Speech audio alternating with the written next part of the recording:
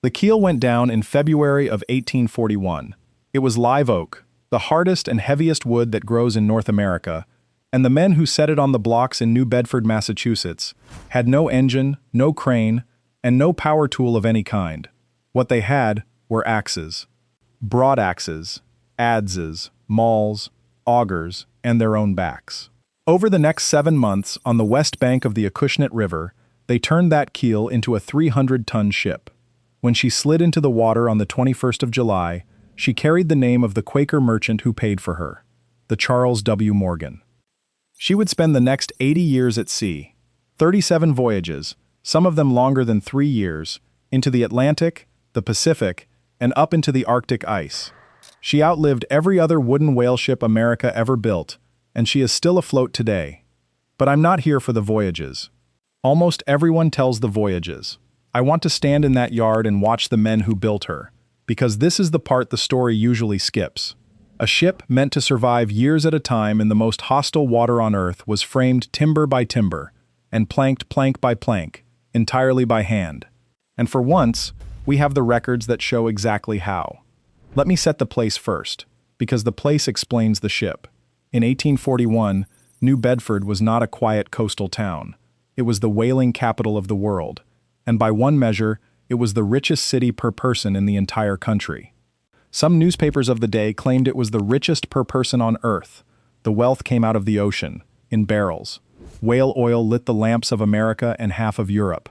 At its height, New Bedford oil burned in more than 5,000 street lamps in London alone. People called it the city that lit the world. It had not always been the leader.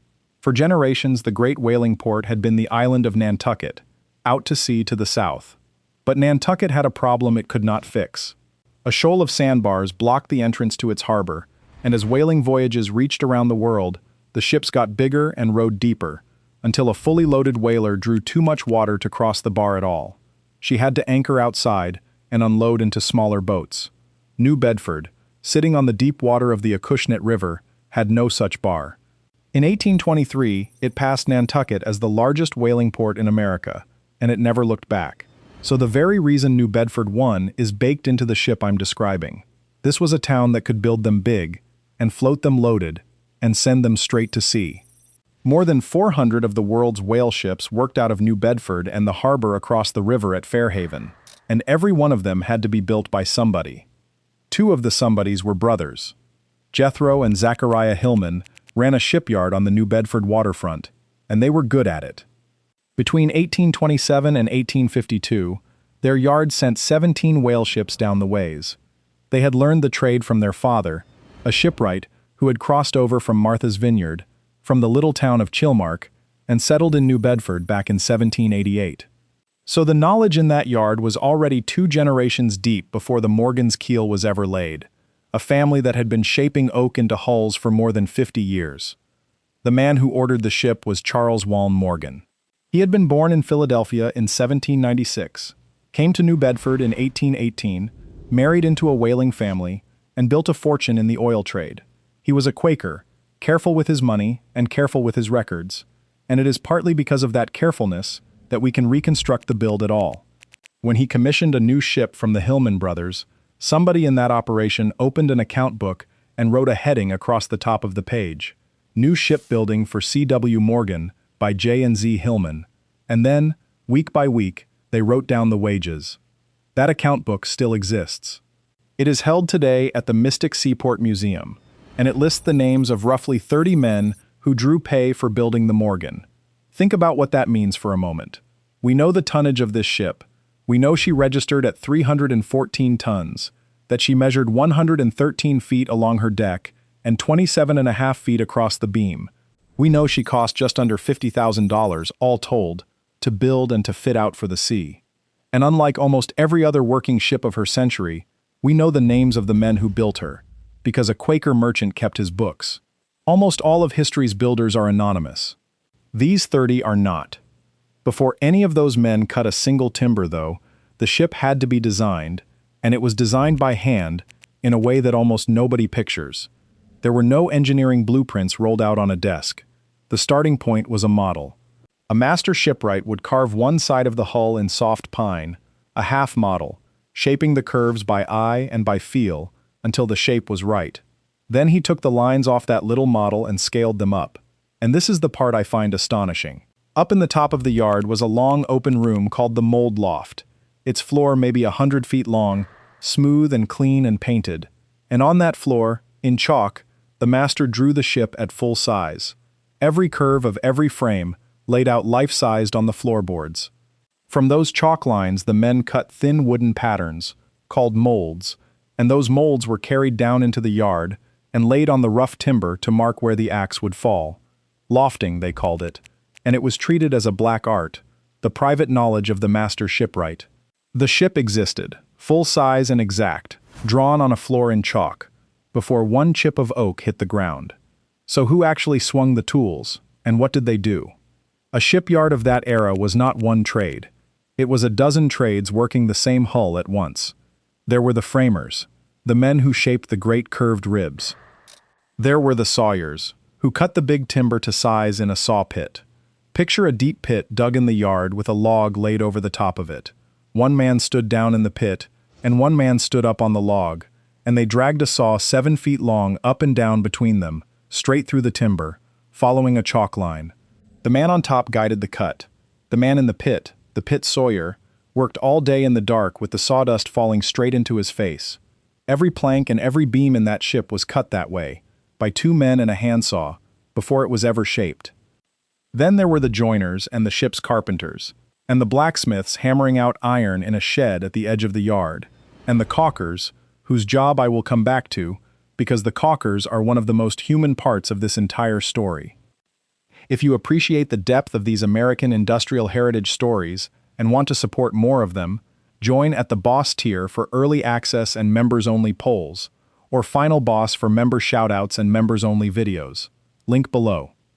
Now let me walk through the woods, because the choice of wood is the second act of engineering, and the Hillman brothers did not choose it casually. Every timber in that ship had a job, and every job called for a different tree. Start with the keel, the backbone of the whole vessel. That was live oak, a southern wood shipped up the coast, and it is a monster of a material. Freshly cut, it can weigh as much as 75 pounds per cubic foot, so dense it barely floats, and its grain runs interlocked, which makes it brutally hard to work and almost impossible to split. That is exactly why they wanted it. A keel of live oak, fastened together with copper bolts, would not rot and would not fail under the weight of a fully loaded hull. The bow and the stern were live oak too, secured to the keel by a heavy curved piece called the apron. The stern post, the timber that carried the rudder, was strengthened with white oak and with hemlock root. Then the beams, the timbers that ran across the ship to carry her decks. Those were yellow pine, and they did not come from New England. They were shipped up from the forests of North Carolina, long clear lengths of southern pine, because a beam needs to be straight and stiff and long, and the Carolina pine gave them that. So already you can see the reach of this build. A single ship on the Acushnet River pulled live oak and yellow pine up from the southern states, all of it moving by sailing vessel, before a single frame was raised. And then the knees. This is my favorite piece of the whole timber puzzle. A knee is an L-shaped brace, the piece that ties a deck beam to the side of the ship and holds the whole box from racking apart in a seaway. You cannot cut a strong knee out of a straight plank, because the grain would run the wrong way across the corner and snap. You need a piece of wood that already grew with that bend in it, where the grain follows the curve. For the Morgan, they used hackmatack, which is the old New England name for the tamarack larch, along with hemlock. Shipbuilders would go out into the woods looking for trees whose trunk turned hard into a root or a limb at just the right angle, because that natural crook, grown over decades in the forest, was stronger than anything a man could carve. The ship was assembled, in part, out of bends the forest had already made. Once the wood was chosen, it had to be shaped, and the by-hand work here becomes almost hard to believe. A framer took a rough, curved timber, laid one of those molds from the loft on it, marked it, and then cut the shape by eye and by hand, swinging a broadaxe to take off the bulk, and finishing the surface with an adze, a tool you swing toward your own feet with the blade set crossways. A skilled man could bring a timber to a fair curve with an adze and leave a surface almost as smooth as a plane. Every one of the great frames that gave the Morgan her shape was cut that way, raised into place one rib at a time, and held while it was fastened. When the frames were all standing, before the planking went on, the hull would have looked like the rib cage of some enormous animal standing in the yard, and it towered over the men who had made it. And here's the thing most people get wrong about a wooden ship of this size. Those great curved ribs were not single pieces of wood. Each frame was built up out of shorter curved chunks, about 5 feet long, called futtocks, laid end to end, overlapped, and pinned together into one continuous rib, running from the keel all the way up to the rail. The builders staggered the joints on purpose, so that no two butt ends ever lined up, the same way a careful bricklayer never stacks his joints one directly above another. That stagger is what made a built-up frame as strong as a solid one. Then the whole cage of frames was locked to the backbone twice over. The keel gripped them from below, and a second massive timber called the keelson was laid down the inside, on top of the frames, and bolted through them into the keel with copper pins more than an inch thick, hammered flat at both ends so they could never work loose. Keel below, keelson above, and the ribs held between them like a spine. When it came time to hang the planking on that frame, a surprising amount of it was not fastened with metal at all. It was pegged with wood. The builders bored clean holes straight through plank and frame with an auger, and drove in tree nails, which everyone pronounced trunnels, long pegs of oak and black locust, some of them 3 feet long and 2 inches thick, cut from the clear upper wood of the tree and well seasoned.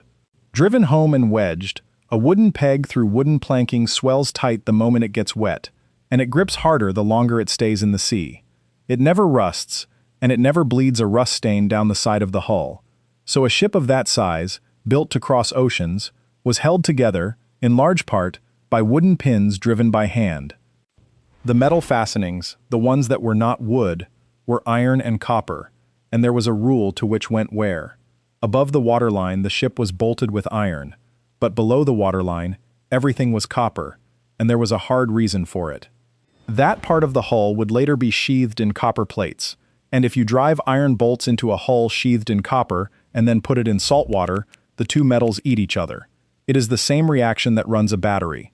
So the underwater fastenings were copper too, thousands of them, each one drawn out, cut, and driven by the blacksmiths in that yard. A ship this size swallowed fastenings by the ton, and every one passed through a fire and under a hammer before it went into the wood. Now, the caulkers. I promised I would come back to them, and this is the part I want to slow down for. Planking a hull is not the end of the job. Wooden planks laid side by side do not make a watertight ship.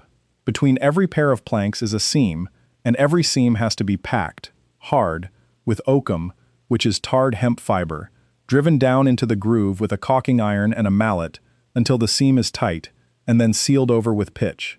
On a ship that would be at sea for years without seeing a dry dock, the caulking was the difference between a sound hull and a slow drowning. It was skilled, punishing, essential work. And in New Bedford, some of the finest caulkers on the waterfront were free black craftsmen. The city had a large and thriving free black community deeply woven into the maritime trades, and I want to name one man who came to that community, because his story tells you something true about that yard. In September of 1838, a man stepped off a boat in New Bedford, having just escaped slavery in Maryland. His name was Frederick Douglass, and before he was any of the things the world would later know him for, he was a trained caulker. He had learned the trade on the wharves of Baltimore, sealing the seams of ships, and he arrived in New Bedford hoping to do exactly that work. The record is honest about what happened next, and I'm going to be honest about it too, because this channel doesn't flinch from the facts. Douglass wanted to caulk. The white caulkers of the New Bedford yards closed their ranks to him, and he could not get the work he was trained for. So he loaded coal and dug cellars and labored on the wharves for other men to feed his family. That is the record. But the record holds something else too. The free black caulkers who did work those seams were building the same fleet the Hillman brothers built, packing the hulls that carried New Bedford's oil around the world. Their names mostly did not make it into the account books the way the Morgan's 30 did. The work made it in.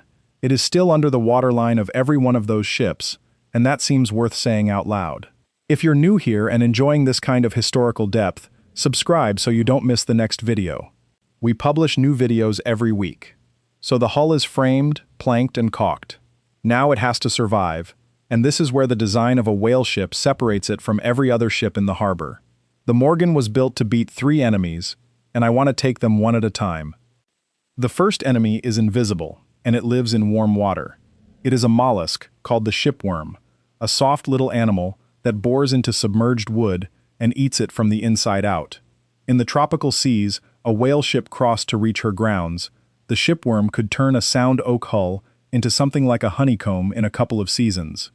The answer, worked out over the previous century, was copper. The entire bottom of the ship, everything below the waterline, was sheathed in thin copper plates, laid over a layer of tar-soaked felt, and nailed on with copper nails only about 1.5 inches long. The worm cannot get through metal. Sheathe the hull in copper, and you have bought years. On a ship that would not see a home port for years at a stretch, that copper sheathing was survival itself, and it is the reason every underwater bolt in her had to be copper too. The second enemy is the exact opposite of the first. It is ice. When the whaling grounds moved north into the Arctic, the ships followed, and up there the sea itself could kill a hull. A whale ship built for that work was framed heavy and braced hard, with a bow raked and reinforced so the ship could be driven up onto the edge of an ice floe and let her own weight crack it. The frames were set close together. The planking was thick, 3 inches of it in places. Where a fast merchant clipper was built light to fly, a whaler was built like a fortress that happened to float, because the ocean she worked in did not forgive a light hull. The third enemy is simply time, and the amount of it a whale ship had to carry inside her. A voyage could last 3 years, 4, 5. That meant she needed a deep, cavernous hold to carry hundreds of barrels of oil home, stacked in tiers, and it meant she carried a piece of equipment no other ship would tolerate. On the deck of the Morgan, just behind the foremast, they built a furnace out of brick. A brick furnace, on a wooden ship, to boil whale blubber down into oil right there at sea. It sounds like a way to burn your own ship to the waterline, and it would have been, except for how it was built. The brickwork sat inside a shallow iron-braced pan, and underneath the bricks was a reservoir of water that kept the fire from ever scorching the deck below. They built a fireplace onto a wooden ship, and then engineered the ship so the fire could never touch it. That try-works, as it was called, held 2 cast-iron pots big enough to render a whale, and it is one of the quiet marvels of the whole vessel. And that deep hold was the whole point of her. A whale ship was, in plain terms, a floating factory with a warehouse in her belly. Up on deck, alongside the try-works, the crew cut the blubber into strips and boiled it down to oil. Below deck, in a space they called the blubber room, they cut it finer still. And underneath all of it, in the hold the Hillman brothers had framed so heavy, the finished oil went into the casks, tier upon tier, hundreds of barrels of it, the cargo that paid for a 3-year voyage in a single homecoming. The masts drove her to the whales, the boats caught them, the furnace rendered them down, and the hold carried the result home across half the planet. Every timber in her answered to that one job, from the keel those 30 men laid in the February cold, to the last cask stowed below. Getting a 300-ton ship off the land and into the water is its own problem, and the yard solved it with grease and gravity. The Morgan had been built on a slipway, a heavy wooden ramp angled down toward the Acushnet River, her hull cradled on a sliding structure called the ways. When she was ready, the men smeared those ways with tallow, knocked out the blocks and shores that had held her upright through the whole build, and let her own weight do the rest. She slid down the ramp and settled back into the river stern first, and the crowd that always came out for a New Bedford launch would have heard the timbers work and the water take her for the first time. But even the launch was not the end of the building. The hull that went into the water was a bare hull. She was towed to Roch's Wharf, and there a second act of construction began. Riggers set her 3 masts and strung the miles of rope that would carry more than 7,000 square feet of sail, with the mainmast standing over 100 feet above the deck. The try-works was bricked up on deck. The whaleboats were hung. And down in that deep hold went hundreds of empty oak casks, because a whale ship sails out empty and comes home full. Fitting her out for the sea cost almost as much again as building the hull had, better than $25,000 on top of the build. A whale ship was not finished when she floated. She was finished when she could feed and carry and shelter 30-odd men for 3 years, and bring their cargo home. I mentioned the whaleboats, and they are worth a word. The Morgan carried her hunting boats up on wooden davits along her sides, with spare boats stored upside down on a rack over the deck. Each one was built as light as the men dared, thin cedar planking on light frames, because a boat that had to be pulled silently up on a whale and then turn on a coin could not afford an ounce it did not need. The same hands that framed a hull to take 80 years of ice shaped those little boats too, and they did it all without a drawing to work from. And those hands, I want to remind you, belonged to working men with lives and limits. In the spring of 1841, right in the middle of the Morgan's build, the work stopped. On the 19th of April, the men in the yard went on strike. They wanted a 10-hour working day. Construction sat still for more than 2 weeks while it was argued out, and it settled early in May, with the men getting a day of 10.5 hours. So the last great wooden whale ship in the world has, written into her own building accounts, a work stoppage over the length of a working day. These were not mythical figures. They were working men who knew exactly what their labor was worth and were willing to down tools to prove it, even with the owner's ship half built on the stocks. And the Hillman Yard was not alone. This whole corner of Massachusetts was a shipbuilding coast. Just to the west, in the little town of Mattapoisett, at least 6 yards worked the waterfront across more than a century, and better than 300 vessels slid down their ways. One of them was the Acushnet, launched in 1840, and a young sailor named Herman Melville shipped out on her first voyage and came home with the raw material for Moby Dick. The Mattapoisett yards ran until 1878, and the very last ship they built was a whaler called the Wanderer, one of the last square-rigged whale ships ever launched in America. Up and down the Acushnet, in New Bedford and Fairhaven and Mattapoisett, the same live oak and the same adzes and the same pit saws were turning out the fleet that made the region rich. And then, about 7 months after that first live oak keel went down, the Morgan went to work. And here's the number that tells you the build was right. She sailed for 80 years, 37 voyages under sail, hunting across the Atlantic, the Pacific, and the Arctic, crewed by an average of about 33 men who came, over the years, from every corner of the world, a great many of them from the Azores and the Cape Verde Islands out in the Atlantic. She did not even keep the same shape aloft. She was launched as a full-rigged ship, square sails on all 3 masts, and after 26 years of that, in 1867, she was cut down and re-rigged as a bark, with square sails on only the forward 2 masts, because a bark could be worked short-handed, and every hand a captain did not have to sign was another share of the profit saved. She brought home more than 54,000 barrels of oil across her career, and better than 150,000 pounds of whalebone. In the peak year of the whole American industry, 1853, the fleet she belonged to sold $11 million of whale product in a single year. The Morgan was one working ship inside that. And most of that fleet is gone, and the way most of it went is the proof of why the Hillman brothers built the way they did. In the summer of 1871, a large part of the Arctic whaling fleet was working the Bering Sea off the coast of Alaska when the ice closed in early and pinned the ships against the shore. 33 of them were caught. The captains read the ice, understood they were going to lose the vessels, and made the only choice left. They abandoned all 33, put more than 1,200 people, crews, and some of their families into open whaleboats, and rowed and sailed 70 miles through the floes to a handful of ships still in open water. Every single one of them came through it alive, but the ships were crushed. 33 hulls, most of them out of New Bedford, ground to splinters by the ice in a matter of days. That is what the ocean did to whale ships built by the same methods, in the same yards, out of the same woods. And the Morgan sailed straight through that era and came home.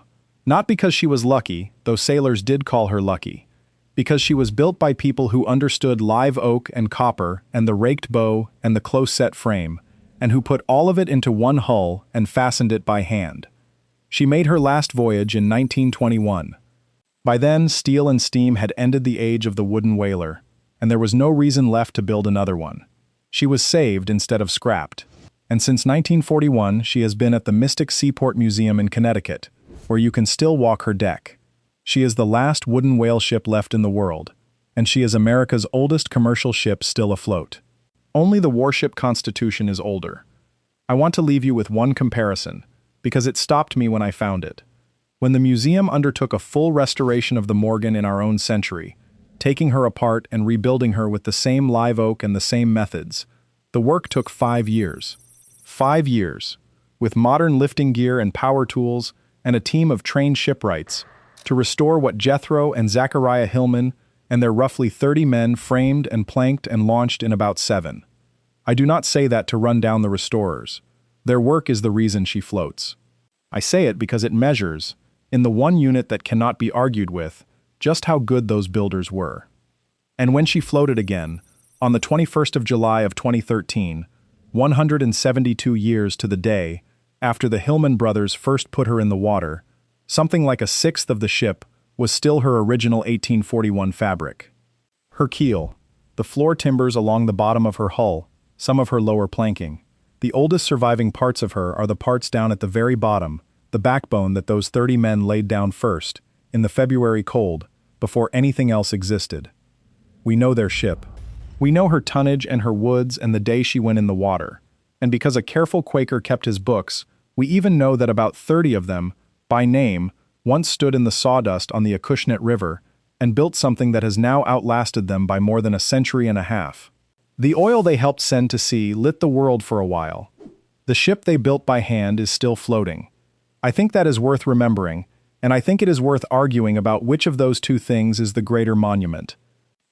Before we close, if this kind of pre-modern engineering story is what you came for, the final boss tier at $9.99 gets you members-only videos, plus your name in upcoming uploads. Boss tier at $4.99 for early access. Link in the description. Thanks for watching to the end.